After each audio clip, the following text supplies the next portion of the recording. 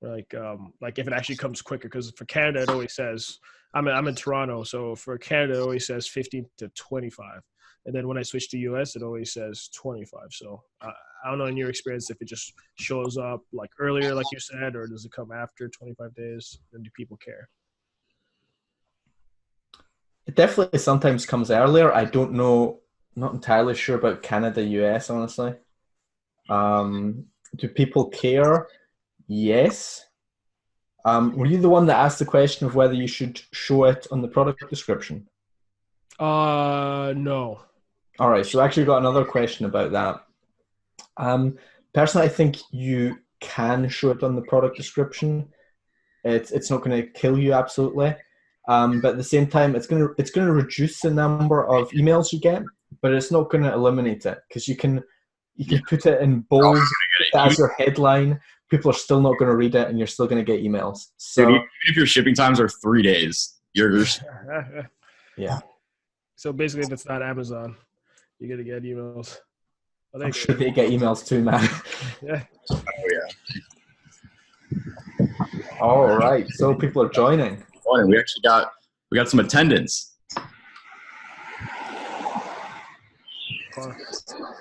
Drew, we're talking about FIFA before. That's about the only video game I've played in my life. Oh, really? I used to play Ultimate Team for hours while I was on like if I was trying to lose weight, I'd get on the bike and just go set it at like a comfortable pace and play Ultimate Team for a couple hours. Oh, no way, because actually when I got hired at EA, Ultimate Team was like really small, so I got hired to be able to be the one to figure out how to market Ultimate Team back in FIFA 12. So that was like my main job, was like this little mode called Ultimate Team was making like 100 million at the time, and then like when I left, it was making like 600. Now it makes like about 800 million to a billion. But no, that's cool. I guess my marketing works. So I'm glad that you like Ultimate Team. Oh yeah, I don't play it anymore. I don't go on their bike anymore either. But those were good times. You're not missing out. It costs too much money to play, honestly. What do they charge for Ultimate Team now? Well, I mean, to get the packs and all that stuff, you know, like. Yeah, those like kids in Europe spend all their pocket money on that. Yeah. All right, so we got Daryl, we got Eric, we got Devin, we got Chew Boy, obviously. What's going on, fellas? Hey, can you guys hear me? Checking my mic. Yeah, we can hear you clear. Happy Mother's Day, y'all.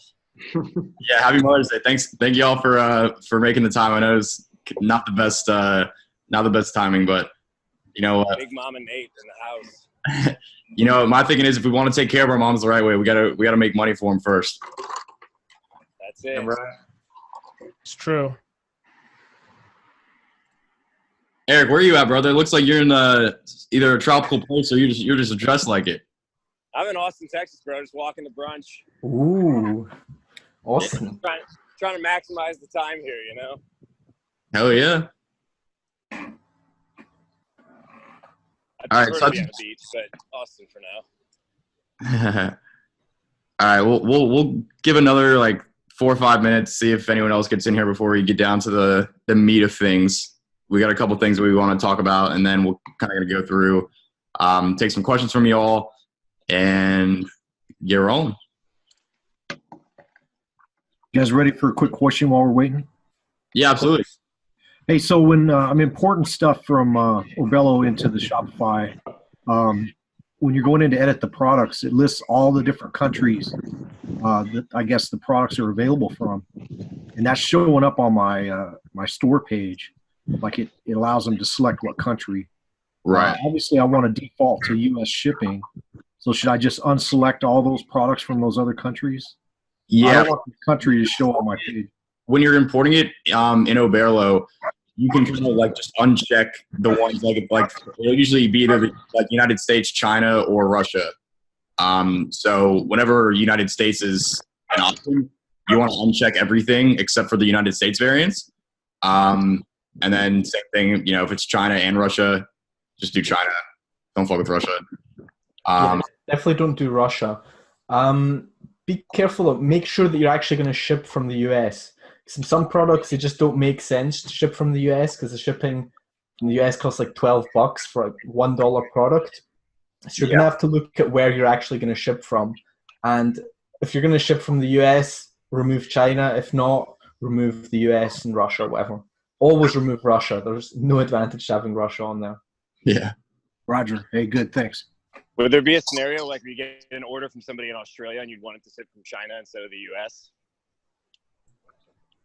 I wouldn't worry about that. You really just want to have one made, because the thing is, you don't want it to say on your store ships from, like, you don't want that to be an option on your store because that makes it look kind of sketchy. Right, when we actually go to place the order, couldn't we order from China in that case, even if we had? I suppose you could. I don't know if there's a good workaround for this, but I did that on a store I've had previously, and it's kind of a pain because you have to like manually go into Oberlo and switch it to China. Yeah, I wouldn't worry too much about that. I think in most cases, Gotcha. if US is an option, you absolutely want to do the US. Granted, what Scotty just said, granted that the shipping cost isn't ridiculously high. But yeah, and then if you imported it without changing that stuff, you can also still go back in Shopify on the product pages and take those options off those variants. And if you guys want me, I can go through and I can screen share and show you guys how to do that.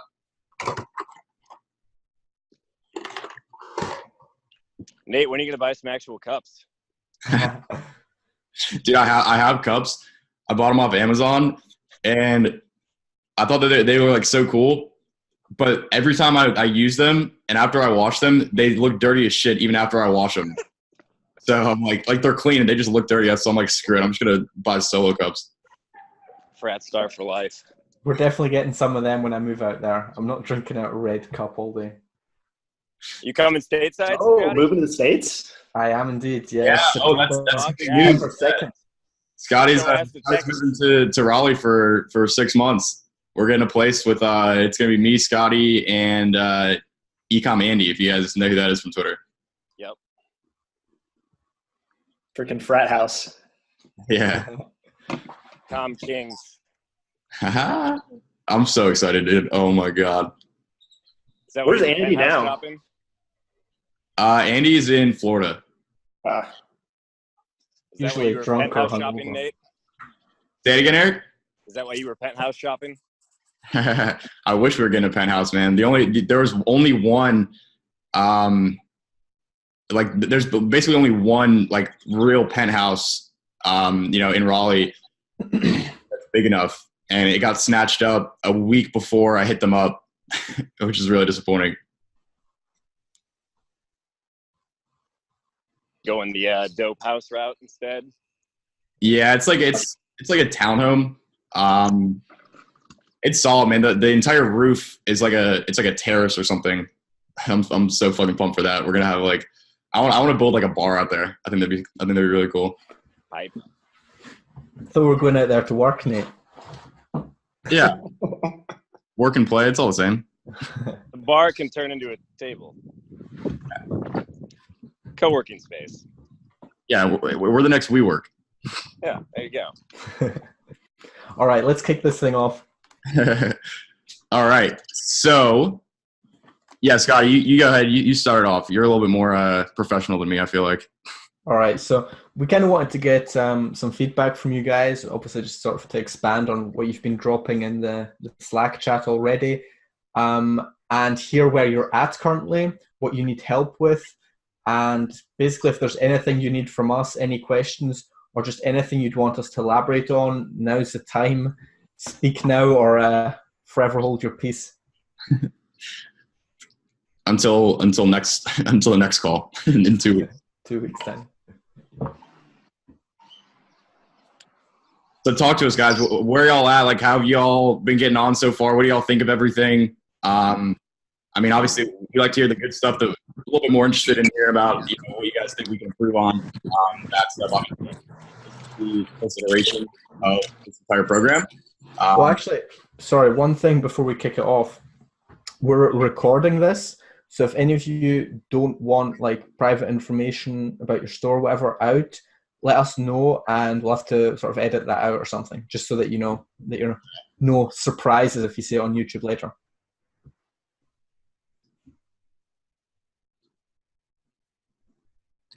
Daryl, I think I think your mic's muted, my man.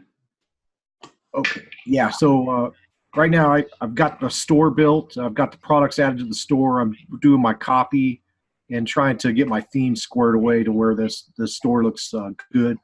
And that's where I'm at right now. Kind of moving slowly, really trying to build the skills as we go along rather than just trying to bang out a store that looks like crap. Gotcha. Because the idea is, this is to be able to move these skills onto other products as I expand once I launch. Absolutely. Is there anything there, Daryl, that you're struggling with, or is it that's holding you up, or are you moving along nicely? Right now, just moving the products around on the page. I haven't figured out how to do that yet, but I figure the Shopify help will probably help me with that. Shopify help chat's really good. I mean, anything you need on that front is going to be fairly easy if you just hang in there long enough, depending on the time you try to get them. There's a bit of a wait, but if you get them, they're great. Oh, super. Yeah, it's just all basic stuff. I'm learning as I go. So this is the first store that I've set up. So it's been well worth it so far for all the stuff that we got out of the course. Dope. Eric, where are you at, my man? So the store's built, still going through writing the product copy, but plan is to go live at midnight this evening. So really enjoyed the how to build a Shopify store. I had spent probably like dozens of hours trying to build other stores. It just fucking sucked, quite frankly. So it was nice just to have the basics. Here's what matters. Here's what doesn't. Download this app, do this. I mean, I even took an old store I had been playing around with and just spent 20 minutes making the tweaks you guys suggested, and it looked 100 times better. So haven't actually run any traffic to it yet. I've been trading Bitcoin pretty heavily the last couple of days, which has been great. But I've heard it's pumping hard. But excited to get the ads rolling this evening. Hell yeah! Is Eric going to be the first one to make a sale? Ooh. We're going to be talking about Facebook ads in a bit here, so I'm sure you'll pick up some more little tidbits from this call. Definitely. I had a question. I'm really tired of pissing away money on Facebook ads. You read about it for like 5 months. It's like, oh, how hard can this be? I've read everything, I've learned everything, and then you finally launch them, and it's like, God damn it, I suck at this. But You ran many ads before?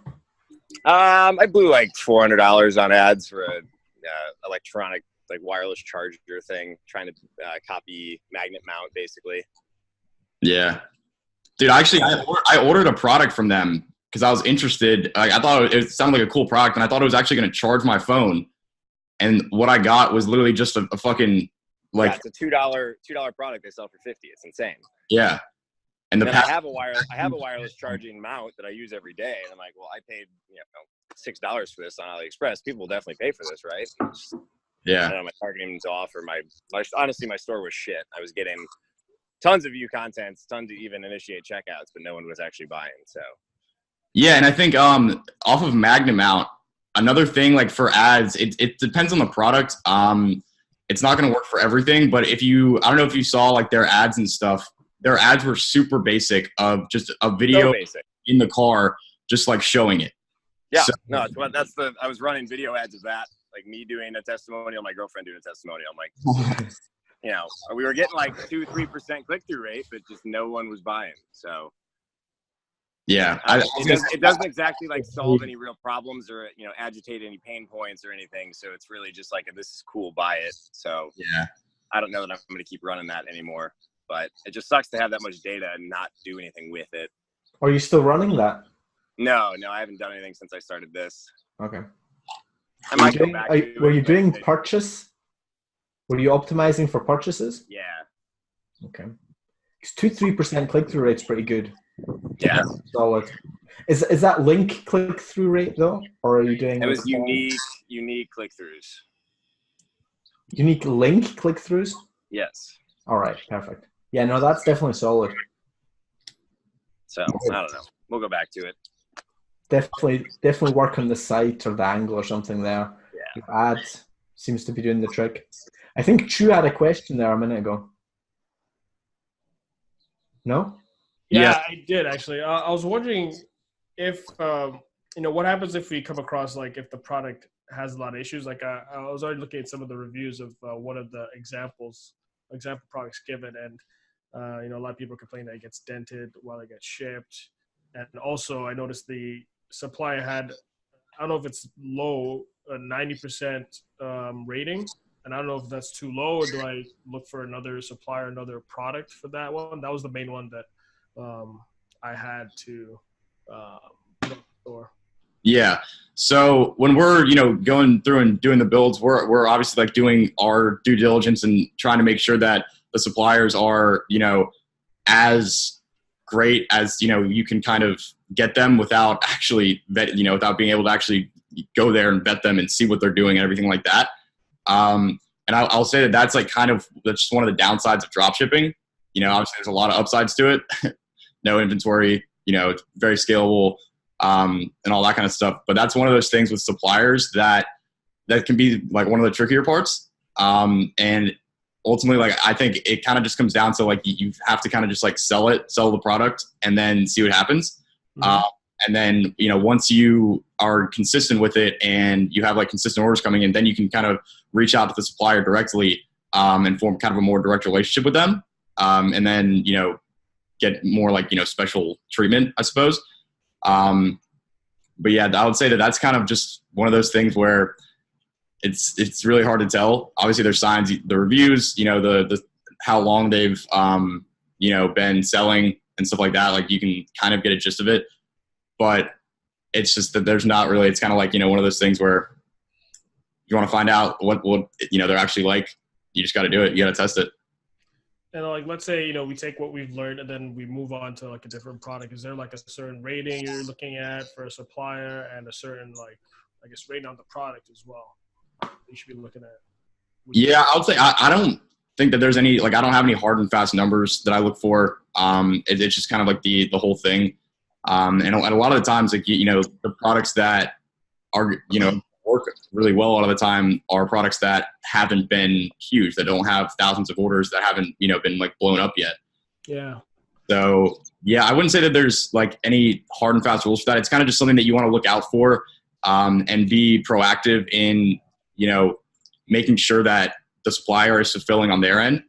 And just, getting up with customers and stuff, sending them emails, making sure that they, got their products, especially when you're first starting out. And you're selling from new suppliers that you don't have a relationship with or anything like that. But I wouldn't say that I have any like hard and fast things. You just kind of want to look at the reviews, and then how long they've been in business. And yeah, the rating a little bit too, but I don't even know what that's determined by or who determines that. So I wouldn't even really, I wouldn't put a whole lot of weight into that personally. Scotty, what do you think? I would like to put back a question to all you guys in here. Chu sort of asked for our process, and I was suddenly thinking perhaps we should have our builders make a video going over how they do it and what they look for. It's obviously missing from the original program because it's not something you necessarily need because we're giving it to you. But is that something that would interest you too, Eric or Devin? I think absolutely. I mean, two of the products in my build weren't available, so I had to kind of go through and look for other suppliers and try to find so any criteria y'all use in selecting suppliers or stores, or just even obvious red flags to look for would be super helpful. All right, Yeah, definitely. I'll get the team on that. By the way, if you have a product that's not available when you get the build, send us an email at the support, and we'll get back to you with one that is available. So obviously that's something you've paid for. That's something you should get from us. If you can find like a similar, like the same product or very similar one yourself, that's great. That's what we're going to do as well. But if you have that issue, just send us an email and we'll get you sorted. Cool. Actually, I remember, Scott, in your course, you mentioned about not going for products that have like super high orders. I think it was 10K less, like below 10K. Mm-hmm. Would you still say is a good amount? 10K is what I sort of used to say. Nowadays, here's the thing: when the products that we put in your build, it's mostly not me and Nate building it. It's our team of dropshippers, and they each have kind of their own way of doing dropshipping. not exactly what I'm doing. And me and Nate, we go through, we vet them, we discuss, like, is this something that we think could work? Is this something we'd be excited to try? And that's kind of how we decide to approve or deny a build. That's sort of how the review process works, what we're doing before you ever see it. And probably the builder that did yours, he has a different approach to me. And what he does, I know because I know who built it, he takes products with high orders, low orders, whatever, and as long as he can put a unique spin on it, put a different angle, a different marketing angle, or sell it to a different market, a different sub-niche. So like say there's a 10K orders product, but most of it is sold to like general audience of anyone. And if you've got a specific angle and a specific sub-niche that you're going after, then that sub-niche is going to be fresh. They haven't seen the product hundreds of times, you know? So that's kind of why he goes after high order products as well, not just lower order ones, if that makes sense. Yeah, and generally speaking, I wouldn't put a whole lot of stock in the number of orders and really stuff on AliExpress in general. It can be useful, like kind of to like put all together, but just that one thing alone, this product has X amount of orders. Like to me, that doesn't tell you a whole lot of valuable information. Because a product, you know, it could work with 10,000 orders, and a product can work if it has 5 orders, right? And it just kind of comes down to if it has a lot of orders, then what, you know, Scotty was really on point there. You know, you kind of need to change the angle, you know, the audience, the offer. Then those are kind of like the 3 main things. I think that's in the program as well. Like kind of like the 4 kind of like main aspects of it, like your product / offer, audience, ads, and angle. So when a product has a lot of orders and it's been, you know, like blown up before, then a lot of times, you know, it's a good product. People buy it.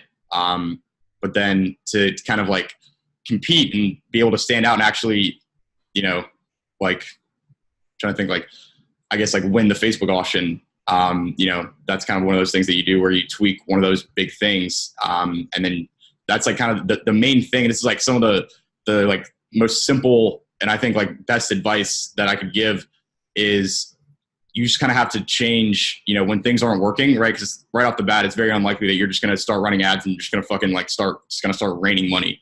It's not usually how that works, unfortunately. And so that's kind of why you have to, you know, get everything built, test it. And then if it's not working after, you know, like 3 days or so, then tweak one big thing, run more ads, wait another 3 days, see what happens, look at the results, and then just kind of like keep, you know, tweaking one big thing at a time until it starts working, right? And that's kind of, you know, why we say that you're not necessarily trying to find what is working, you're trying to eliminate what's not, and then through the process of elimination, you know, you'll find something that works. Hey, Nate, how much do you recommend we spend on those test ad runs? So, Daryl, have you gone through semester 2 at all?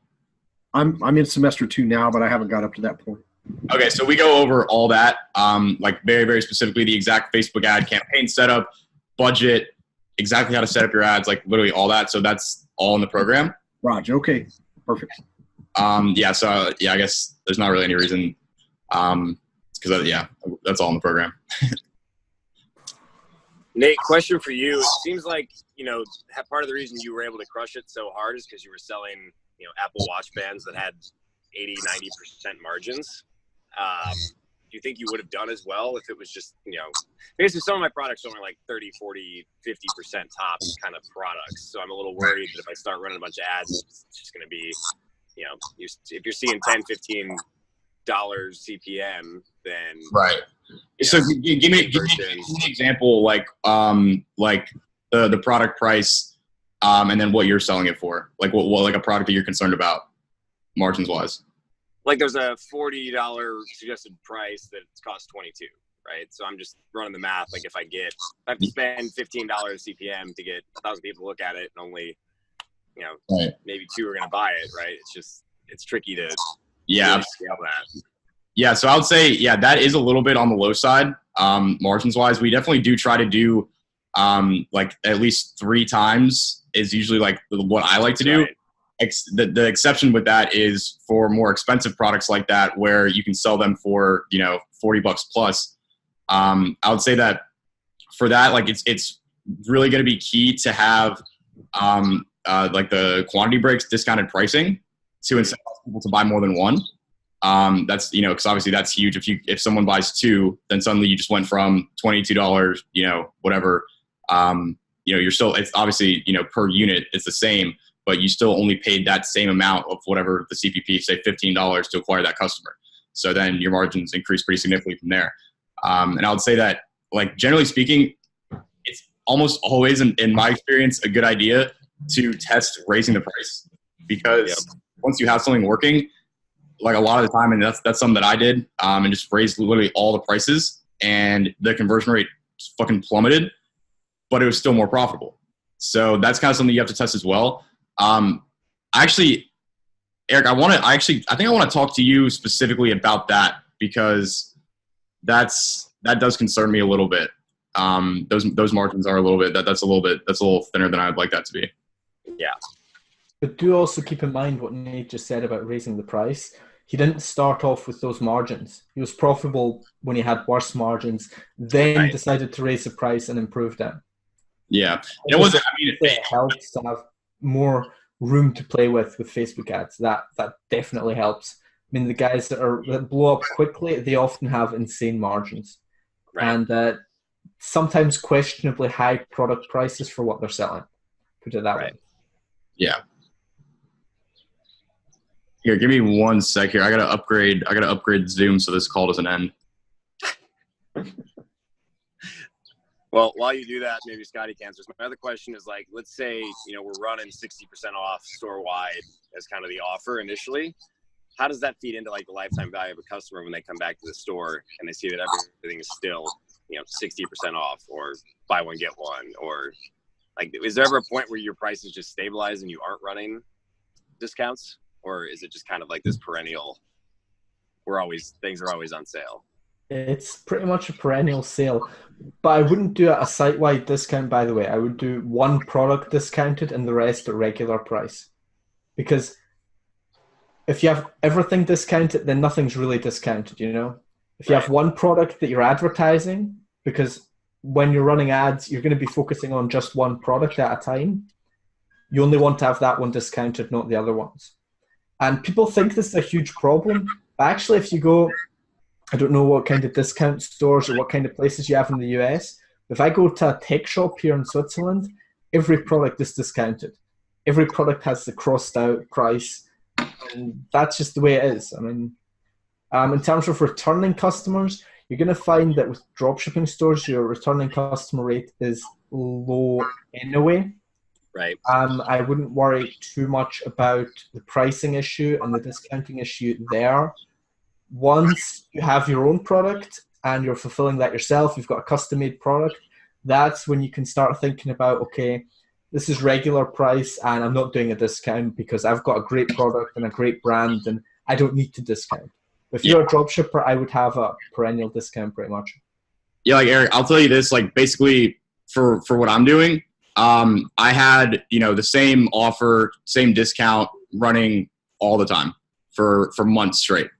And my returning customer rate was, it was very low, like 3-5%, right? People for dropshipping stores, they're not meant to be something where, people are going to come back and buy from you over and over again. That's kind of why you get started with this, figure out what works and use this to kind of, building actually like a real brand, which is kind of, what I'm doing now, where before it was like, okay, 60 to 70% off sale, on the main product we're selling 100% of the time.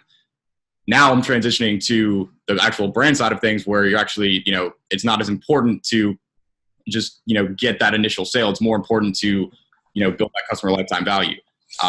So now, I'm not gonna be running these discounts like that because it's more of a brand. So it is a little bit like, I guess that's a little bit incongruent with, long-term. Right. That's kind of what I was getting at. Yeah. So it's definitely like a transition. And I think that's something that we're going to add to the program as well. Once I'm a little bit further along in this process of going from, dropshipping store to brand, and kind of, because I've kind of been documenting what we've been doing and everything like that. So yeah, it's interesting. And there's definitely like some things like it's not ideal. Like obviously you want people to be coming back and buying over and over again. But when you're first starting off drop shipping, it's not really how that works. And it's just kind of a, I think of it as like this is like a terrible analogy, like purgatory. It's like drop shipping is like e-com purgatory. And you're just kind of like in that section where you're getting in it limbo forever. Yeah. God's waiting at the gates and he's like, all right, motherfucker, are you ready? And then you're like, dude, I got to get profitable first. That was a terrible analogy. But yeah, I think you got to get what I'm saying. Yeah, no, I hear what you're saying. It's just there was a lot of talk about like how we need to be building brands and thinking long term with this shit, but then it's also like the next thing is like, all right, 60% off all the time. It's just like, I get what you're saying, but basically this first run at it is not going to be your long term store, basically. Yeah, and I don't think you should ever start a brand without testing it first as a dropshipper. Yeah, I just don't think that's smart. I can't believe people do that. I can't believe like no shade to Chris Johnson, he's the man, but like I would never do that. I would never buy inventory up front without knowing that what I'm buying is actually going to sell, especially if I didn't know what I was doing. That's I mean, like I know what I'm doing kind of. Yeah. And even I wouldn't do that at this point. Like that doesn't make any sense to me. Yeah, he's a G. Well, hey, gents, I got to run to brunch, but I will definitely look for the recording. Thanks for all the help. Really appreciate it. Yeah, man. Thanks for the feedback. Great questions.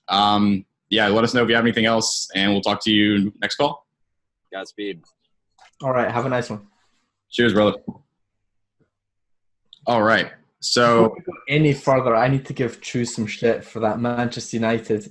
Dude, please stop. So background. I thought I would come here to escape this. Like I've been like crying. So yeah, if you guys, I mean, I'm sure everybody kind of knows that I'm their video game host. So like, I've been a supporter for like my whole life, but since I work with them now, I can't say anything bad about them on Twitter at all. So like, people are just giving me shit all day, and like, I can't say anything. I just have to like go radio silence. So I thought this was a safe place.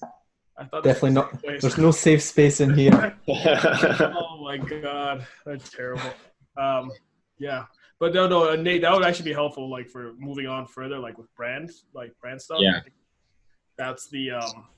that's where I was hoping to go after getting knowledge from this course, is then having a product to supplement the brand and like the following that I have already, and come up with product ideas there. So I think in the future, like after, don't want to start running before I walk, but it would be. Yeah, absolutely. I mean, that's extremely important. That's kind of like our goal, is to get you guys to the point where this isn't just something that you're kind of like just churning and burning, making money, constantly having to find new products and you do this, do that.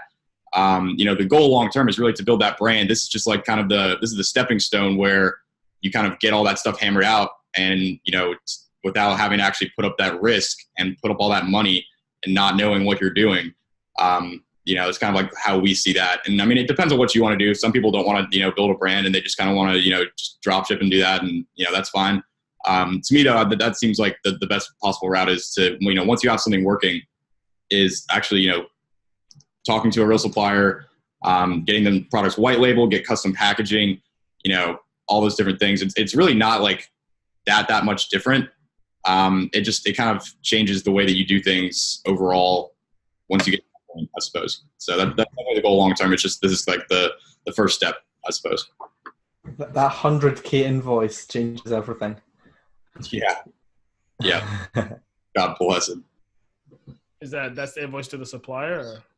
The invoice from the supplier, yeah. That was what I had to put up for our inventory. Oh, wow. One day. Wasn't a lot of like the value in this, like in the data on Facebook? Like, I mean, even though you might not have like some crazy long-term, customer value right now, like you can just target all those people with a better product now. Yeah. Exactly.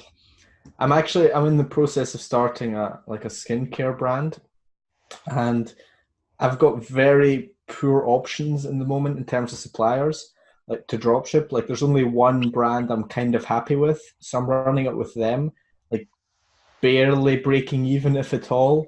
But I'm just trying to test what works so that when we have the actual product, we can hit the ground running. And like the Facebook data, knowing which interest to target day one, having a lookalike ready, that's going to be huge. Yeah.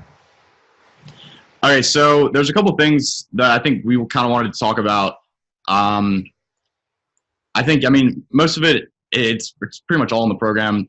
Talk about like the Facebook ad campaign setup. That's all in there. Just I wanted to make a note and make it really clear. And we say this a lot in the program, but it's like really, really, really important. Like follow that like exactly. Like people try to mix and match it and do different things. Like they learned this from some guy on YouTube, that learned this from a blog, whatever. And then it fucks up because you're putting, two different strategies together that on their own work, right? Both of these different strategies work, but then you try to combine them and that's not going to work. So there's a lot of different ways to do Facebook ads. Everyone has their own method. What is in the program is, that's what we do. That's our method. That's exactly how we do things. And that's what works for us. So really, really important, like do that exactly as it says in there. And just like be really intentional about it and just make sure that you're not, saw some guy say this, you're going to be tempted to want to, combine that with what with what we have in there, stay away from that. Stay away from the temptation.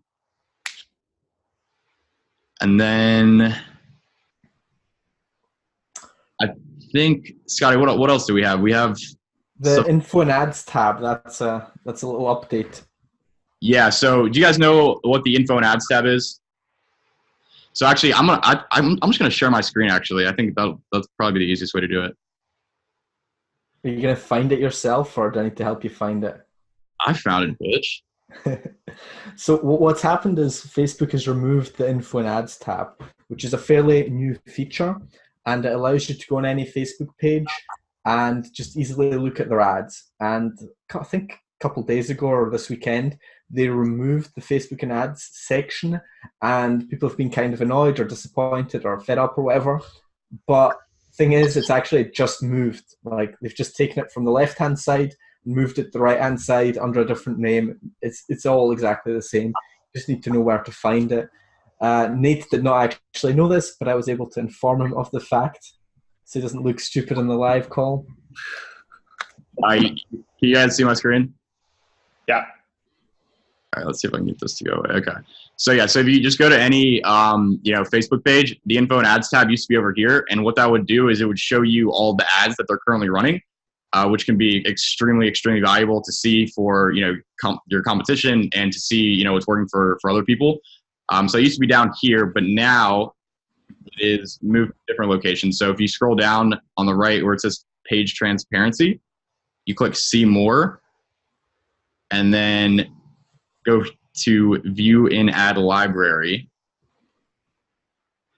And then that will bring up all their ads.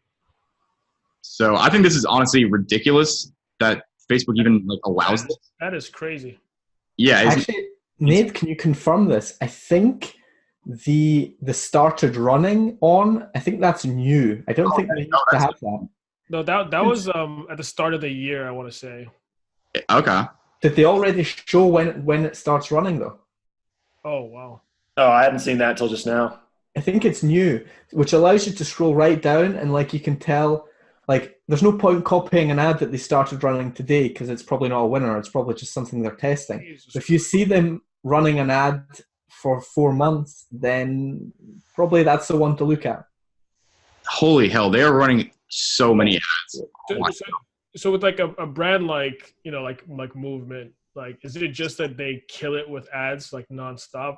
Is that why because I always notice them, and I think it's what Vincero watches. Is it just that they just know how to do ads? They're real big established brands. They've been around for years and they're huge. I mean, they're not just little e-commerce stores. They're real big businesses. I think they can turn off their ads and still make money these days. But it was absolutely. I don't know much about those brands, but what you can do is you build it up with Facebook ads, and without you doing anything, you're going to start getting traffic trickling in from Google, people searching for your brand after they've bought or after they've seen it, from referrals, a friend's got a cool watch, he asks, what's that? And then he looks it up on Google. You're going to start getting traffic from all these sources. And I mean, you call it Movement. I always thought it was MV whatever. Yeah, it's both. It's their tagline is join the movement. Okay. So yes. I mean, they're a huge IG page, so they'll have traffic from organic, and like they've gone past just being a little direct response store to just being this massive brand that people know. And if you can do that, even just like in your little niche, then that's going to be huge, because at that point, your ad costs, they're only like one aspect of it. Because once you're running ads, but also getting sales without spending ads, your margins just improve drastically. Yeah. And that'll just happen as when you have something working and you start scaling, like you'll start to get like followers on Instagram, for example. If Instagram is a big placement, in your ads, then you'll start getting Instagram followers just because you're running ads. People will start following your brand's page just because of that.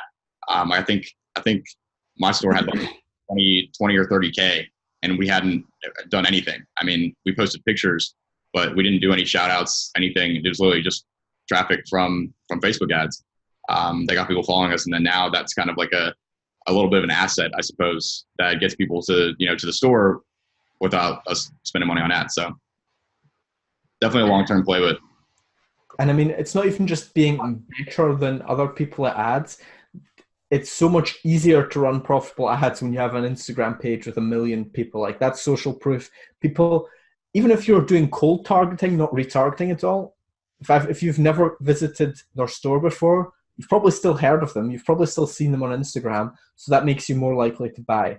So once you've become like such an established brand, even cold traffic is a little warmer than if you're just a random little store. Yeah. So that comes into it as well. It's not that they're like 1 million times better at running ads than others. They're probably not. They've got this combination of brand plus ads, which is deadly. Plus, I mean, their custom content and stuff's just off the charts good. Yeah. Yeah. And be careful, like trying to model yourself and after like big brands like this, because there's absolutely things you can take away, their content, how they set up their site and, the copy and stuff like that. But at the same time, like you're not, we're not them. Like you're not going to be able to operate at the level they operate at. And, we don't have the resources that, some of these huge companies have. So just keep that in mind. That like, yes, that's what you want to like, that's the goal long-term, but you also can't do, the same exact things that they're doing. Like I'm pretty sure Movement, like most of their ads, I'm guessing are just retargeting. Like I think that they probably don't even run that much cold traffic because they already have so many people come to their website, and that's, what is more higher ROI for them. For you, it's not gonna be like that, right? Because you have to get the traffic there in the first place. So I think that's important to keep in mind that like, yes, there are things that you can learn from them and like model things after, but just like be aware that, it's not the exact same thing. Not yet.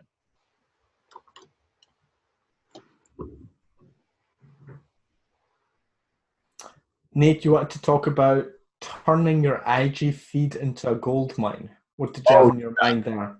Yeah, so this is like kind of, on the market and product research. I think, actually, I want to make a note. I think we should add this in the program as well. Let me make a note of that 1 sec.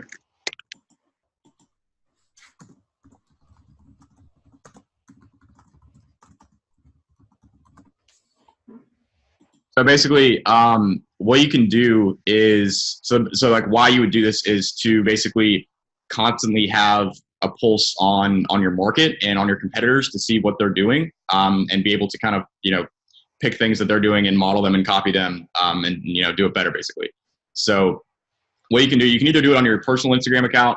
And this works on both Instagram and Facebook, but I use Instagram personally more often. I've found it's a little bit more effective there. But basically what you can do is you can either you probably should make a new one, unless you want these on your personal Instagram account. But if you make a new Instagram account and then basically pull up like dropshipping stores. And so the way that you do that, actually, I'm gonna make a whole video on this. But okay, so I put the link in the chat. There's this website called myip.ms. Have any of y'all heard of that before? No.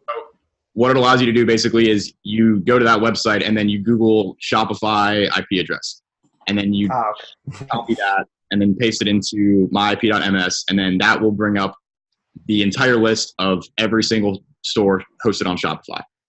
And then you can kind of go through and you can search by keyword in the URL, based on your niche, and use that to find stores that are in your niche, right? That are, competitors that you can, look at, model, copy, all that kind of stuff.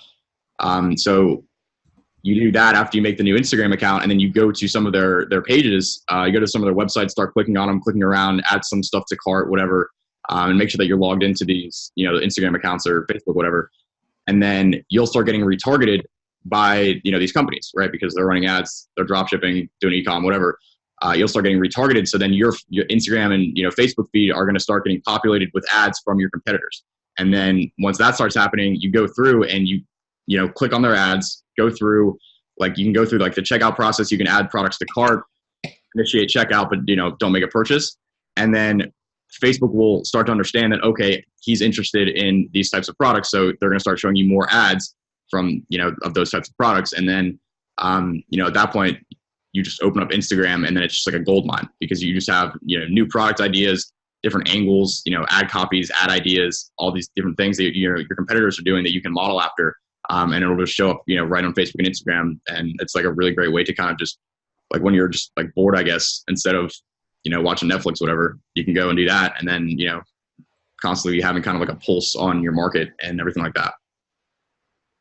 Another little one, just to go off that would be great for just studying your market and what your competitors are doing, like Nate said. But what you can and should also do is perhaps log into like your girlfriend, wife, family members, Instagram, Facebook, if they buy stuff from ads. If you have someone that that buys from ads, definitely look at the ads they're shown, because those are purchase. Like if somebody optimizes for purchases, then that's what they're going to see. So Facebook knows this is a buyer.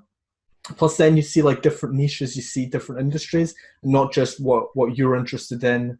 Because probably for you guys, a lot of the ads, if you just go on your own Facebook or Instagram, are going to be online marketing related, not so helpful. And if you start clicking a bunch of ads, you're just going to get stuff in your niche. But if you look at ads from somebody else's social media, you'll start to see like a broader range of different niches, different products, and especially if those people are buyers. If somebody who buys from ads a lot, definitely take a look at their social media and the ads they're shown. Absolutely. Okay. And then I think the only other thing that I had was like actually paying for Facebook ads.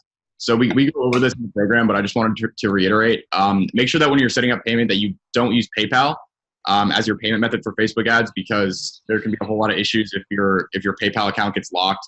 I've heard like horror stories of people who couldn't access their stuff. Like I think his Facebook account and his PayPal got locked at the same time, and he couldn't go and turn off his ads because his Facebook account was locked. His ads were still running, and he couldn't cancel the payment method because it was locked out of his PayPal account. So his ads were, kept running and spending, and they weren't performing well, and he couldn't even do anything about it. So don't use PayPal. Ideally, you want to use a credit card. You want to use a credit card that gets, really solid points. I use the American Express Business Gold Card, and that gets 4 times points on like on your biggest category that you spend, which is, going to be advertising. So that's not something like you don't need to like do that like right this second or anything, but just like kind of thinking more long term, there's a lot of benefits to that. Obviously once you start spending a decent amount of money, you get like free flights. I haven't paid for a flight in like 6 months now. So it's a beautiful thing. But if, worst case scenario, I would say, a debit card's fine. I would not, some people recommend linking it directly to your bank, but I don't think that's better than PayPal. But I think the ideal situation is a credit card. Second best I would say is like a, debit card. And then, the actual bank, connecting it directly to your bank, and then PayPal, absolutely last. And then I guess like kind of riffing off that as well, try to like be really intentional with how you're doing, I guess like your accounting and stuff. Not like actually like you don't have to like go and do the accounting, but be intentional with what accounts you're using, where money's coming in, where money's going out. You want as little accounts as possible, because when it comes time to, once you're, profitable consistently and, you incorporate, like an LLC, and you have to, do everything the right way. It's going to save you so much time if you have everything kind of like more cleanly laid out, instead of having like, for example, what I did was I had like 3 different accounts that I was running. I would have like one for like product expenses. One that was like savings, and then another that was like an emergency fund or something. Like, it was just ridiculous. I had all these different accounts, and it was a huge bitch to reconcile it, when it came time to pay taxes.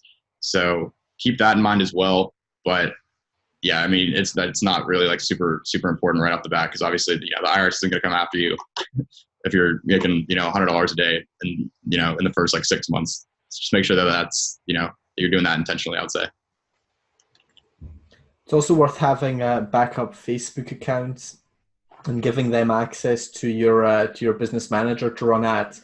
Because what can happen is that you get locked out of, like, you basically won't have a backup of everything. You want to have a backup Facebook personal account in case you get locked out of the personal account and you can't access it. Have a backup business manager and then give that access in case you get locked out of your business manager.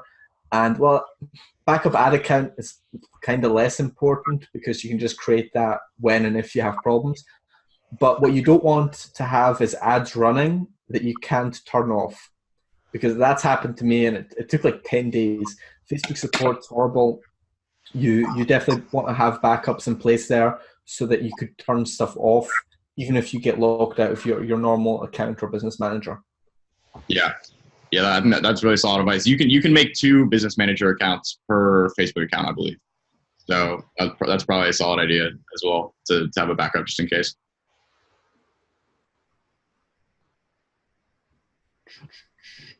We had the questions that we talked about before with Chu about e-packet shipping. It used to be like 20, I think it was 12 to 20, right? That's what they used to say, Nate. I think it was 12 to 20. Yeah, now it just says 25 days across the board. And I'm not actually sure if it's taking longer, or probably it is. Don't know why, don't know whatever. It might be a customs thing, might be delivery times are slower, but it is saying 25 days for e-packet shipping across the board. So don't be freaked out by that. That's unfortunately the new standard for now. Yeah. And it's not, that's something that people are really, really concerned about. It's not as big of a deal as you probably think. I thought it was a huge deal. Like, oh no, people are, this isn't going to work. They have to wait so long to get their package. It affects it, but it's not nearly as big as you might think. You put the right product in front of the right person. It's not like they're, making like a pros and cons list and trying to decide whether to buy it, right? You're putting a product in their face that's interesting, that is relevant to them, and, it's an impulse purchase. So it's not nearly as big of a deal as, a lot of people probably think. I would say that it's probably a good idea to have it on your product page. It's optional. I've done it, and in some cases I have, in some cases I haven't. I haven't seen a huge difference. But you do want to make sure that at some point your customers know how long it's going to take for the product to get to them. So that's kind of why, like, we set up, you can do that on the product page, and then you can also do that in the shipping settings when you set those up as well. But you want to make sure that people are, that they understand that, there's going to be a little bit of a wait. And actually, I'm going to make a note. I think I want to add another thing about that as well to the B.O.S.S business, because there's like basically, ways to kind of like make the skeleton dance, and turn these long shipping times into, not a negative thing and maybe even a positive. So I'm going to make a note of that. I think we've just about gone through sort of our outline, what we wanted to add today. So we've still got time.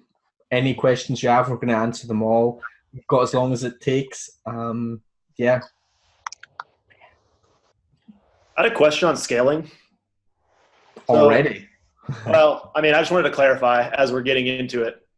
Let's say we have a successful, we're started ad set at $10, and after 3 days we're profitable. So we dupe it, right? From there, after we increase the budget on the duped ad set, do we just keep increasing the budget on that ad set, or do we keep duplicating it to a new one? No. So you duplicate it once. Okay. You keep the original one running. When you duplicate it, usually duplicate it, at, say if it was $10, then you dupe it at $12. And then from there, you keep both of them running, and then very slowly start to scale the duped one by, about 15 to 20%. 10, I'd say when it's that low, even like you can even be a little bit more conservative and say like between like 10 and 15% increase every like 3 to 5 days or so. You just want to make sure that you're giving you're giving Facebook enough time to optimize, and you're not resetting the learning phase, and fucking the algorithm up. All right, I just wanted to clarify. Oh, Jason's here as well. In the car. What's up, baby? How you doing? Great, man. How are you? I'm doing well. I'm actually on my way to Mother's Day right now. Nice. Yeah, we promise that future calls will be at a better time. Obviously not the ideal time today, but a few of us could make it, and hopefully it's been helpful for you guys. Are you guys wrapping up? We're taking questions, actually, so anything you have. Yeah, so my ads are gonna go up tonight. I got a guy on Fiverr that does like custom. He actually like photoshopped. So you guys put me in like the kitchen niche. He photoshopped my like the digital measuring cup onto like some unsplash photos to make it look real good. So I'm actually gonna put my stuff going live at midnight tonight, basically. I just wanted to clean up because the AliExpress stuff is just shit. Like it doesn't look great at all. Yeah, that's really solid. That's something that we go over in the second semester as well, as kind of ways to do that and to turn those boring white background pictures into actual real professional looking product photos. Yeah. I was just gonna listen in. I don't really have any questions right now. As things go on and I look at the data, I'll probably have some questions. Jason, I've got a little question for you actually. Yeah. This guy you found on Fiverr, is he specifically for Facebook ads or just a designer? No, the guy. So I've got two guys because I run another. I basically have another brand that I'm running that's doing well. But the guy I run, he actually is really good at taking like stock photos and putting them on like nice shit, like making them look really good. But he charges me $2 a photo. Oh, yeah. And he makes them look like really fucking nice. And I've been using them for a while. I mean, the other brand I'm running is like an eyewear brand, and he photoshops my glasses onto people, and it looks like they're wearing them. Yeah, I don't have to go buy I do buy them, but I don't have to go do that to actually get it going. That's a very valuable skill for Facebook ads because, I mean, for example, with my Facebook agency, we've got two people, both more or less part-time, but all they do is they take the product and they make different creatives. Like every day, 3 to 4 to 5 creatives for each client, and you just churn them out, and then you test them, and then you do more of what's working. You try a new angle, and that's just a daily thing. Like you're never done, especially if you've got clients where, like, it's not even necessarily the audience size, but the pool of people that Facebook shows your ads to. If it's reasonably small, what's going to happen is you're going to have a high frequency, and you're going to want to do like constant refresh of creatives, and like then your Fiverr guy is going to come in really handy. Like if you've got him just churning out variations, churning out different angles and stuff, that's going to be really valuable because you're just going to want to constantly refresh the creative to keep your return on ad spend up.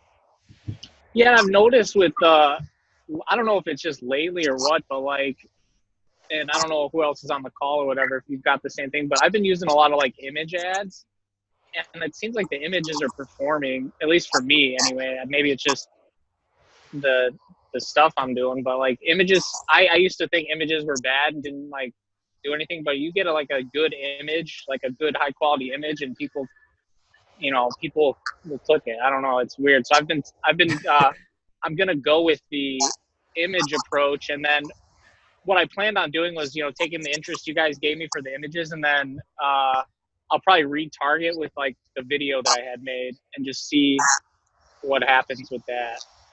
Yeah. Like kind of the way that I think about that is a really good video ad is generally speaking going to perform better than a really good image ad. The problem, it is 1,000 times harder to get a really good video ad than it is a really good picture ad. Yeah, and that's what I've seen. The like digital measuring cup, for instance, there's not a lot. I wasn't able to find. I scoured Amazon and AliExpress, and I looked even on Facebook, and if you search Facebook for it, you see like the same 5 videos.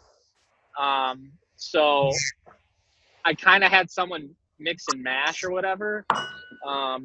But I want to try to put like a nice looking, and it's obviously it's testing, but I want to try to put like a nice looking photo out first and then follow up, or maybe even have the image on the site. I haven't quite like figured that out yet, but it's the same, like it's hard to make like an engaging video with a measuring cup. You know what I'm saying? So I'm thinking like, at least off the get-go, I would say with what's out there, the clips that are out there and stuff, it's hard to be unique, I guess, at least right now, how I'm thinking about it. And I mean, I'll obviously take feedback. It's usually going to be hard to create really good video ads by cutting and like mixing, matching stuff that's already out there. That's usually going to be difficult. Doing like your own custom content, if you want to have a really good, unique video ads, pretty much your only option, unless you're doing like basic video ads or basically like images, like a slideshow of images with text popping up and stuff. Like actual video ads, to have them really well done, you're almost always going to have to do it yourself or get someone to do it for you. Yeah, and I'll order the damn thing. I kind of want to see the reaction of it because I'm trying to angle it very, I mean, I don't know if you guys looked at my thing, but it's like I'm trying to go the like eco-friendly kind of route because I didn't see any of those sites you recommended kind of putting any angle on it. They're just selling like products or whatever. So I'm trying to like be very niche and like be earth friendly, don't be wasteful kind of thing. That's what I'm trying to like aim for. And then I might even go further to just like eco-friendly moms or something. I don't know. Like I'm trying to put that spin on it though. Was there not a spin like that on it in your build? Huh? Was that the spin that was on it in your build? Well, that's one of the angles. Yeah, you have like never eco-friendly. The angle trying to like make even the site kind of like you know what I mean? Like be that kind of theme instead of just the product itself.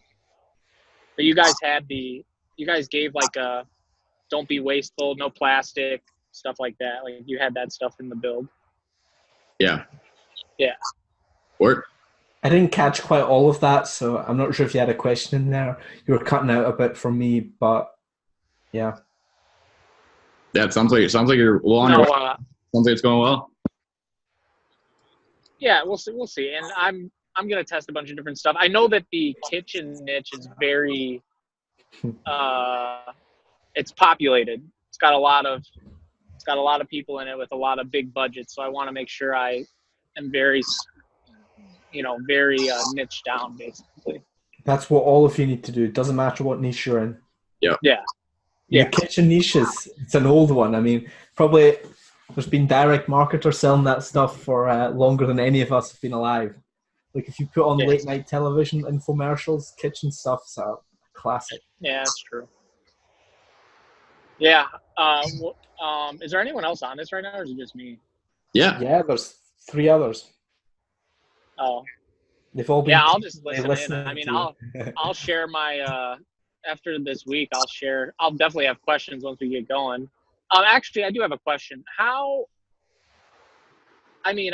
guess obviously you've tested it and whatever, but like, what's the difference in adding Herify? Like, I guess, what do you see? Like, what kind of conversion rate do you see difference when you add Herify to the site?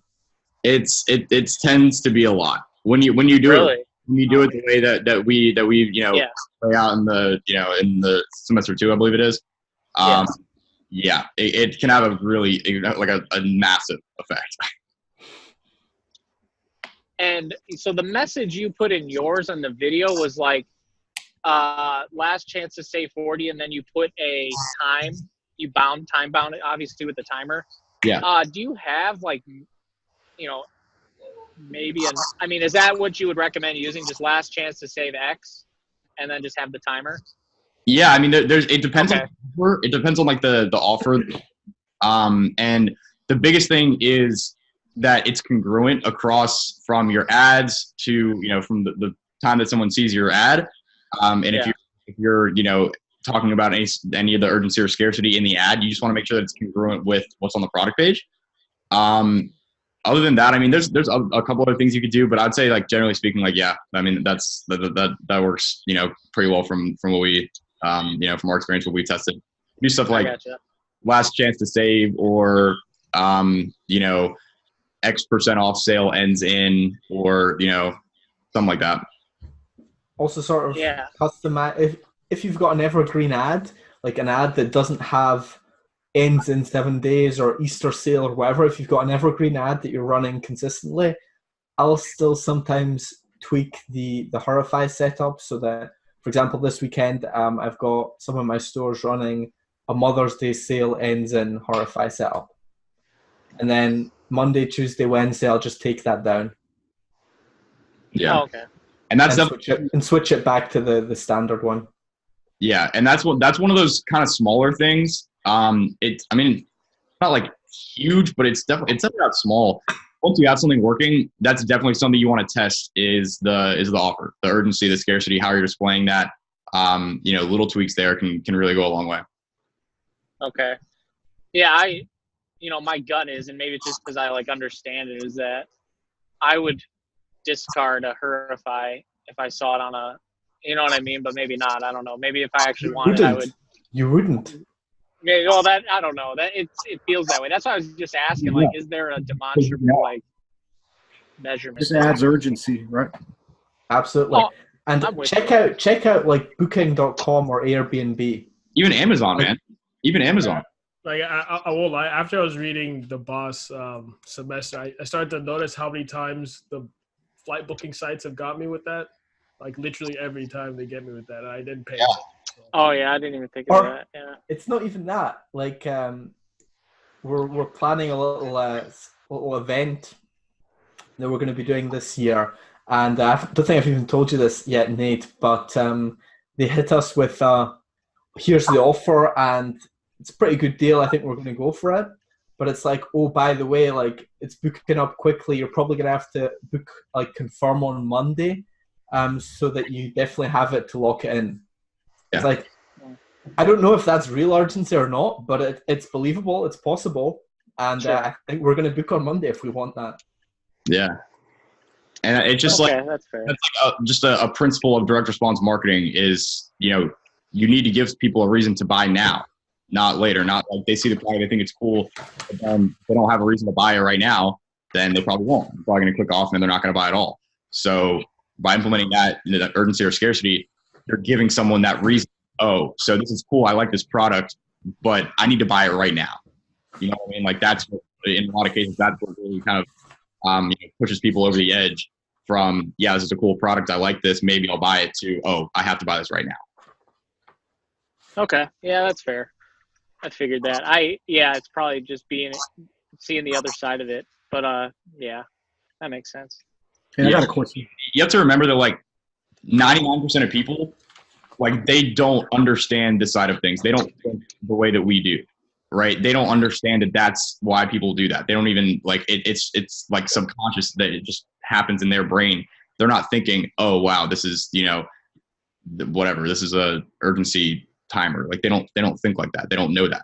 No one like it's like, I don't know. That's something like that you can fall into pretty easily, is like thinking that this isn't going to work because it wouldn't work on you, right? Sure. Yeah, I'm with you. Yeah. You're not selling to you. You're selling to your market, right? And those people, and it's like kind of, you know, just generally speaking, like people are dumb. Like just as a whole, people are dumb and they don't understand that this is how this stuff works. So to them, it doesn't even register in their brain that that's what that is. It's subconscious, and then it just moves them to make a decision, and they don't think about it. That's you know, it just happens. Like honestly, I've never bought anything from a Facebook or Instagram ad. Really? Unless I was going like looking at a competitor to see what they're doing. I've bought stuff for that, but I've never bought something because I wanted it. I bought a pair of slippers from an Instagram ad one time, and it was a fucking great purchase. I love those slippers. We're going to get to your question in a second, Daryl, but I just wanted to actually share a little story there about like people who buy and people who don't buy from like Instagram ads. Last week we got a little parcel in the post, and there was Chinese shipping labels all over it, and I was like, oh, okay, this is interesting, and it was from my brother, and asked him about it, and it's like a poster. It's like a basketball poster. I said, "Oh, where did you get that?" He's like, some site. It's like, some site, okay. So how did you hear about it? It's like, was it from an Instagram ad? Yeah, it was from an Instagram ad. So, okay. So how much did that cost? Oh, it was free. You just had to pay for the shipping. There you go, man. That happens like people don't realize it, man. And it's so funny when you start like thinking like this, and you're on the other side, you're the seller, and you see this all happening. It's so cool because you almost feel like a puppet master, like pulling the strings, like, you know, it's like moving people to take action. And that's what I love about all of this stuff. That is the coolest thing in the world to me, is having that like that power. Like, you have like power over people to be able to influence their decisions, and like the biggest decision of all, what they spend their money on. Like, that is the absolute coolest thing in the world to me. And when you get real into this, you'll start noticing that like all this stuff happens. You'll notice it like when you just go out, like you'll go out and you'll see a sign at a restaurant, like it'll say, you know, whatever, and you'll be like, oh, I wouldn't put that, I would put this instead. And then once you start thinking like that, like it's fucking over. Like you're done. Like you're hooked in this shit, and it's like there's no going back from there. All right, Daryl, your question. Yeah. So, what's your guys' vision going forward for this group that we got now? I guess we're the first ones, right? So as you guys add more and more people going on, you know, we're going to be fairly advanced while you got, say, newbies coming in. I mean, are we going to be a part of this group going forward? Or do you see it, you know, once we graduate, you know, you're on your own? I mean, what's your guys' vision of the future no. for this group? This is it. Like, you're the lucky ones that get this live call where you're all on with your faces, and that's probably not going to be the case for future calls once we have more people. Like, just logistically, I don't know how many people you can have on a Zoom call like this. It's probably just going to be chat then, but you guys are in the family forever. Like, yeah, there's no kicking you out. Raj, you're stuck. There's no going back. You're stuck. But no, I mean, something that we're going to be doing for, you know, the foreseeable future, the very long foreseeable future. You know, and this is something that like we really want y'all to be a big part of, and you know, it's ultimately like, you know, it's kind of up to you how involved you want to be with it. But we would love to have y'all, you know, extremely involved and, you know, keep in touch. And we really, you know, see this becoming something a lot bigger than just, you know, drop shipping and, you know, an online course and, you know, stuff like that. You know, we really have this vision of this becoming something a whole lot greater than that. So yeah, I would say that going forward, the calls are going to be, it's basically going to be me and Scotty on screen. And then everyone else is probably just going to be, you know, in the chat asking questions, because, you know, after about like 10 people or so in one call, it just gets, there's, you know, too many people for it to, you know, like make sense to do it that way. But yeah, I mean, y'all are, you know, you're here, y'all are welcome, you know, a year from now, you know, come on the calls. I think that would be the coolest fucking thing for some of y'all who are, you know, more experienced in, you know, 6 months, a year, for, you know, you to be you know, still be a part of that, and to, you know, be sharing your wisdom that you've gained through your experience with this, with people who are, you know, just getting into the program. And I just think it's going to be like the coolest fucking community of just fucking hustlers, man. I love it.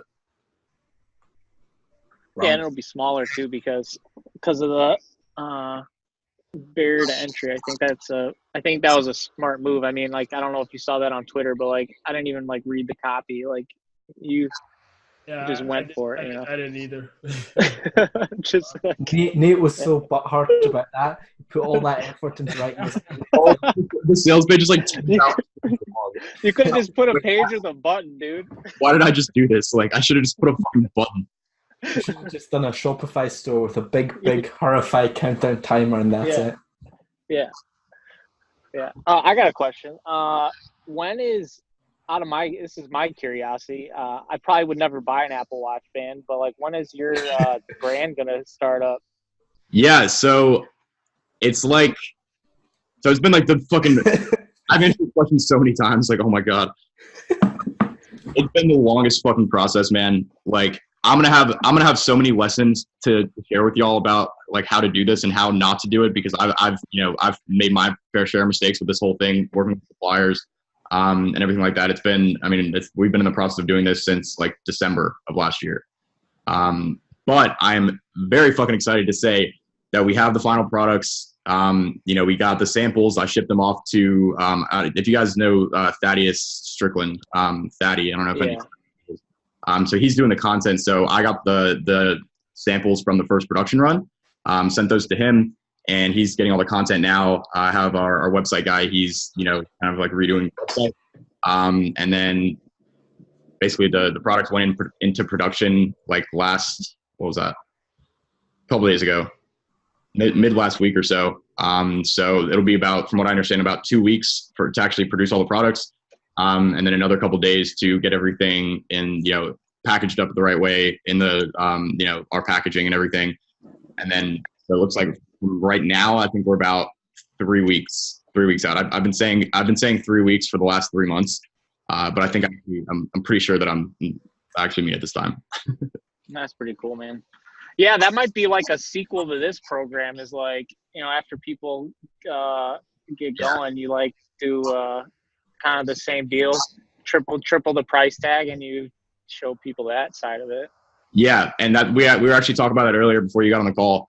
That's something that I definitely want to incorporate. And I just, the reason that that's not in there yet is because, like I'm in the process of doing it like right now. So yeah, I think that'll be really cool. And like, ultimately that's kind of our goal for all you guys is to, to transition to that, because, dropshipping is great, but it's not, a long-term sustainable thing that you're going to be, doing just dropshipping for 5-10 years. Right. But when you build a brand, that's something that, years, decades, can be something that really like has staying power. So yeah, I'm really excited for that part of it. I'm not going to lie to you. It is not nearly as fun as dropshipping. Because dropshipping is just marketing, and marketing's fun. Yeah. I like marketing a lot. The other side of things, not nearly as fun. Yeah. All right. Well, I got to get going, but I appreciate the time. And I'll, I guess did anyone start yet? I guess that's my other question. Did anyone I think 2 people are launching their ads tonight. Okay. So yeah, that'll be interesting to see how that goes. Okay. Yeah. There's going to be some little gift or something for whoever gets the first sale and posts in the group. Yeah, we're gonna have some little like, I don't know, some like rewards and stuff for things like first sale, first 1,000, first 1,000, first 10,000, first 100,000. Cool. All right. Well, I appreciate your guys' time. I gotta head off. I'll talk to you guys later. I got you, man. Take it easy.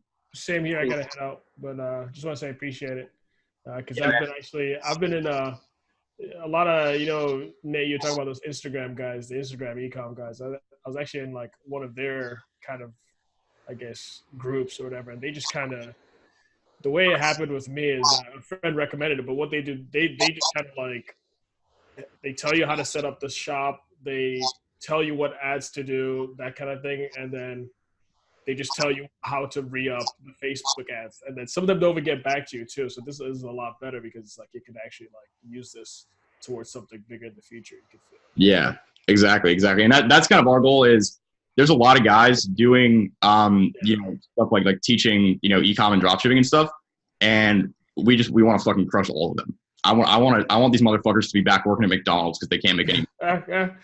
Yeah, and like you said, if you see them flexing on Instagram with like a new watch, that's the bad side. Luckily, I got my money back. I had to pressure. Yeah, there's a lot of sketchy guys, man. I know some personally, and there's a lot of guys out there who take advantage of the fact that it's kind of like a hot thing, and it's for someone that doesn't even have that much experience, it's an easy way to make money, because people want to learn this stuff. And most of them are not focused on, the most important part, which is actually getting their students results. So I think that's kind of, where we see is what's going to set us apart. And that's why we're so keen to get y'all's feedback and, to figure out how we can improve this and make it even better. Because that's really, the marketing stuff aside, I think we're pretty good at that. But I think that, the only way that this is going to work out for us long-term is if we just have the best product out there. So that's kind of the goal, and we appreciate you guys being a part of that. I'm so fucking excited, man. I love this shit. No problem, guys. All right, take it easy. Have a good one. All right, wipe your tears, man. Oh, come on. Oh, hey, I'm gonna support them to the end, man. I don't care. Wait, who do you support? Liverpool, unfortunately. Oh, again, I'm gone. But, All right. So, and then, well, I guess 4, I was going to say, and then there were 2. So, Daryl and Devin, you all got any other questions, concerns, comments, any personal anecdotes you'd like to share that might be interesting? No, just going good. Like I said, I don't want to ask a bunch of questions that are going to be answered later in the course. So I'll just keep playing it out and keep building the skills. So appreciate it. Awesome, man. Awesome. I like that hat, by the way. Yeah, what year's your M3? 2016. Oh, okay. Yeah. I got a 2001. Oh, word? Oh, hell yeah. Yeah, E46. It's great. I love that car. That's the E46. E46. Dude, that's badass. I love those. Yeah, Laguna Seca Blue. It's beautiful. Oh, hell yeah. I wanted one of those so bad, man, when I was in high school. And then I was obviously broke, and my parents weren't going to fucking buy me an M3, but yeah, they take a shitload of maintenance to keep it going. So yeah, that was my concern with my car. But I got like a ridiculous warranty on it. It was retardedly expensive. So hopefully I'll be good there. Sweet. Devin? Also, I'm Charles in the chat, but here's my fun anecdote for why I switched my name. Is my employer found my Twitter, and I got brought into an office and sat down and asked if I needed to refocus. To which I responded, "I just billed 200 fucking hours last month. Nobody else billed more than me. How do I need to refocus?" They said, "Well, I don't know. We found this." I was like, "Oh, all right. Well, I'm gonna shut that one down." What does that even mean, to refocus? Like, I'm a lawyer, so right, like the only time we make money is if we're billing it. So if I'm focusing on anything that's not law, it means I'm not billing for that. And so, like, I'm not a billing associate firm. The fuck are you guys talking about? Just tell them that you bill someone even when you're tweeting. That's right. Yeah, that was one thing that I was concerned was, keeping my identity separate from the business identity, right? And keeping all the accounts different, Oh, that's one other thing too. That once, so this doesn't really matter. Like at first, like you're not. I think you like you're supposed to have this, like in the privacy policy and stuff. Like you're supposed to have like your address. But what I would really recommend doing is, once you're established, and it's not something you need to do like right this second by any means. But get a UPS or equivalent box. Yeah, and then incorporate your business with that address so that it's separate from your personal address, and then don't share that or put it out anywhere, because that's how everyone found my store because I had the same address. You have to have that on your emails when you have an email list. You have to have that, and I have the same address, so that's how everyone found my store. And yeah, so if I could go back, I definitely would have done that things a little bit differently. You've definitely your store is also your last name. Say it again. Your store is also your last name. Yeah, that was. And his LLC is first name, last name, LLC. No, that's well, yeah, but that used to be at least. Well, that's the one. That's my personal brand, LLC now.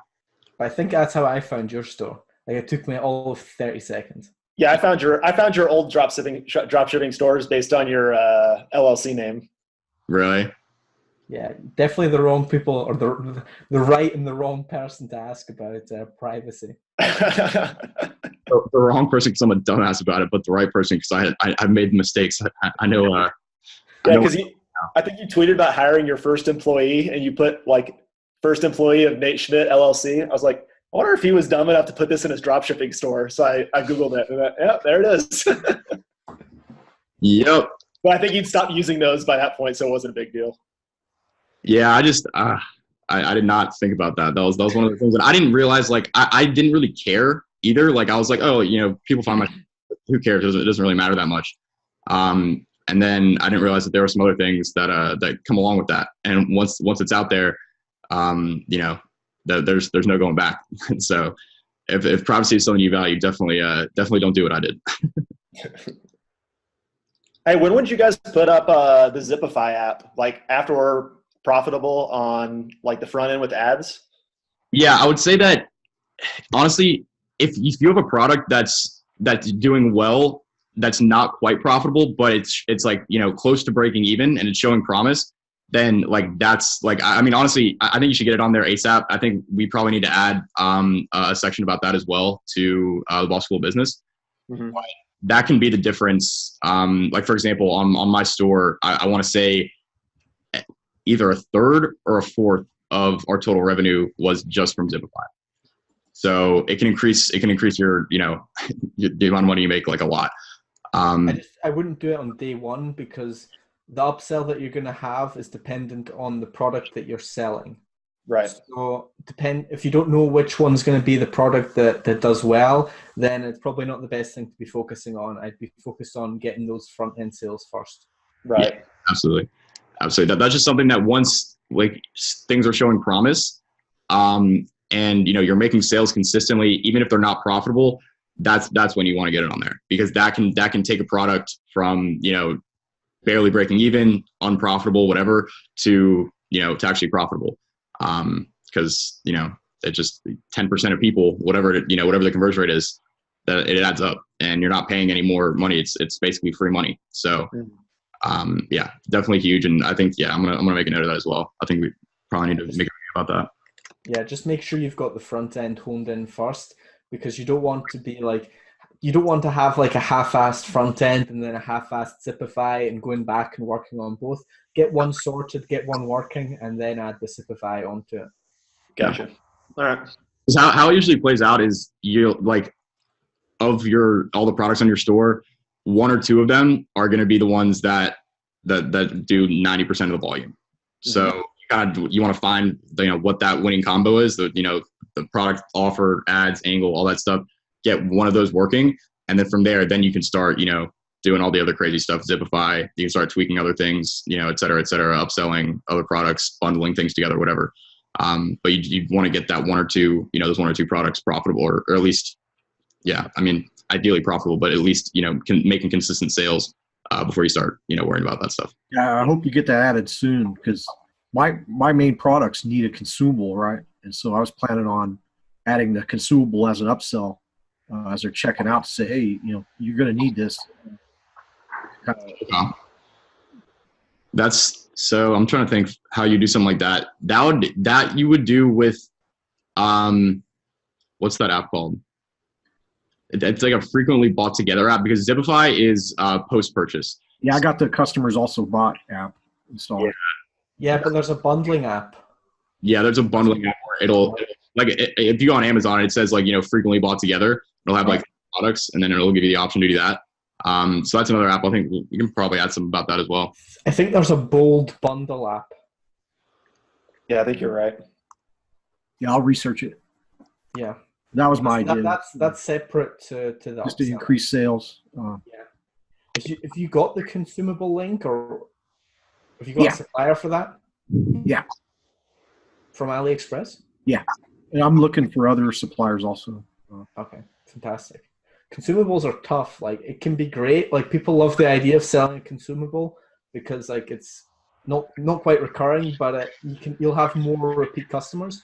But it's tough to find as a dropshipper. It's very tough to find. If you can get a great one, then it's a gold mine. Honestly, it's what one of my clients is selling for e-com scalers, and it's brilliant, because if we get raving reviews, like we really do, and even if, like, we've got decent margins on the front end, but people just come back and buy more like clockwork, and it's a gold mine at that point. Yeah, that's what I was hoping. Dope. All right, fellas. Well, I think that is about everything that we had. Do you guys have anything else? No, that's all I got. You need to get back to billing hours. Yeah, actually, I'm going to the office after this. Yeah, thanks for the time making this available, guys. Appreciate it. Thank you guys for coming on Mother's Day. That was kind of poorly planned, but that won't happen again. Until back in 2 weeks. Then we'll make sure we do it on Mother's Day again. See ya. I'm out.